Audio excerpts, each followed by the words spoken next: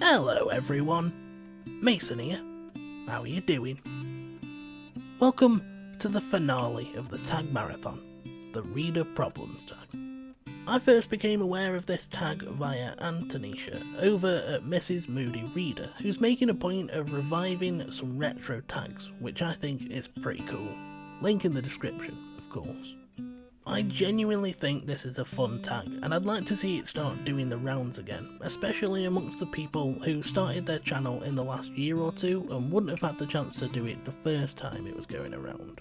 I'm going to tag quite a few people, and I'm going to do it at the beginning of the video, because that seems to be what everyone's doing now. I'm tagging Harriet's Book Corner, Very Literary Carey, Rosie Cockshut, Lena from Book Opinions, Jeremy Fee, Pay from Attention, Lady Jane Boots, Alicia Reads and Rambles, and because she said that I could tag her in absolutely everything if I wanted to, Leslie from The Nerdy Narrative.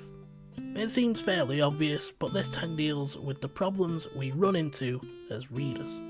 Let's take a look at how I handle them. You're halfway through a book and you're not loving it. Do you quit it or are you committed? I'll admit I'm not committed, I'm a bit of a quitter. If I don't love it, then shove it. If it makes me frown, I'll put it down. I have a need to read, and there's plenty more fish in the sea. Translation. I've got no problem DNFing a book. It's not like the author's going to find out, is it? Unless I tweet about it and tag them in it. Pretty much the only reason I wouldn't DNF a book is so that I don't have to cope with making the decision of what to read next. There are so many books out there, I'm not going to force myself through something that I don't like just in case it gets better, when I can just put it down and find something else. The end of the year is approaching. You're so close, but so far away from your reading goal. Do you try to catch up? And how? You're damn right I'm going to try and catch up. And how am I going to do it? Spot the dog, the very hungry caterpillar. I'm going to find the shortest, easiest to read collection of books I can get my hands on, and then I'm going to try and bump up those numbers. Honestly, I think the best thing to do is just set a realistic goal. You know yourself and how fast you get through a book. How many do you get through in an average month? Times that by 12 and there you go, that's your reading goal.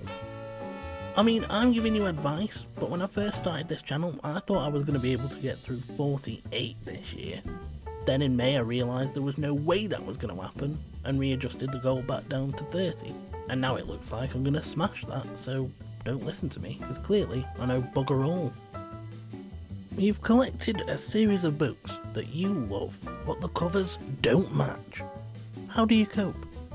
Here's my advice. Grab the editions that don't match. Take them with you whilst you go hunting through libraries and bookstores. Once you've found editions that do match, find a quiet place in the store and take out a pair of scissors. The next step is to cut the covers from all the books. Take the covers you desire and glue them to your copies. The ones you don't want, you can then glue to the books you don't own. Subtly replace them on the shelves and leave as quickly as possible. Everyone and their mothers love a book that you really don't like. Who do you bond with over shared feelings? Well, I'm a needy person. I desperately crave the validation of others, so I'd probably just pretend to like it. Alternatives include finding the nearest empty field, standing in the middle, and proceeding to scream my thoughts at the sky.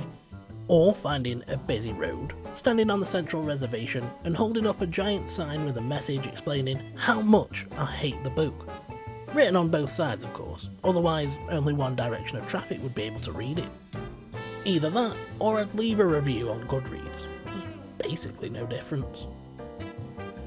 You're reading a book. You're about to start crying in public. How do you deal with it? A trendy looking cafe. Two men sit quietly in conversation. A woman sits alone with a full English breakfast. She cuts the bacon into small pieces and eats with a knife and fork. A man and a woman browse their phones, ignoring their child, who draws on the walls. In the corner, Mason reads a book entitled Extremely Sad Love Story. His bottom lip trembles, his eyes fill with tears. As they stream down his face, he jumps to his feet. Plates of food and cups of coffee are sent crashing to the floor as he dashes for the exit. Don't look at me! Nobody reacts.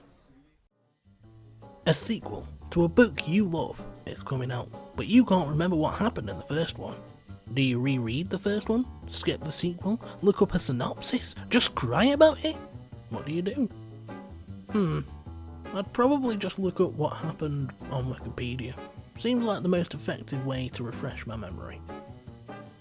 You don't want anyone, borrowing one of your books. How do you politely tell them no when they ask? Hey man, how you doing? Yeah, it's been a while. How you doing? I know, we really need to catch up, man. I've missed you so much. Yeah, I'm still reading, yeah. You want to borrow one of my books? Off and don't ever call me again. Borrowing one of my books would require me handing over my Amazon username and password. The guy from Atomic Shrimp says that that's the type of information you should never share with someone on the internet. You've picked up and put down 5 books already this month. How do you get over a reading slump? I think the best thing to do is take a look at all the books you've purchased recently and add up how much they cost collectively. That'll probably motivate you to read more. There are so many books coming out that you are dying to read. How many of them do you actually purchase? As I mentioned during the Books and Life tag, I have 0% self-control, so if there's 5 books coming out that I really want to read, probably just buy them all. Once you've purchased all of the books that you're just dying to read, how long do they sit on your shelves? Probably quite a while. Between watching Booktube videos, making Booktube videos, and thinking of what my next Booktube video is going to be, I don't actually find that much time to read.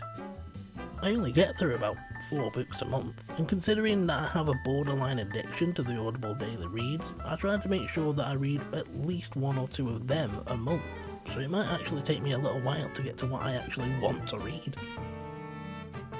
You have 20,000 books on your TBR.